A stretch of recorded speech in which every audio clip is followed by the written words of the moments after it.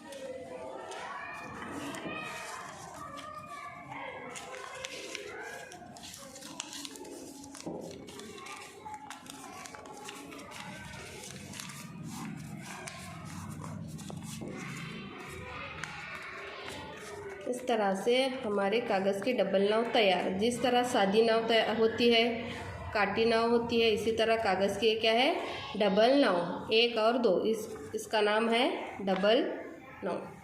खुदा हाफिज़।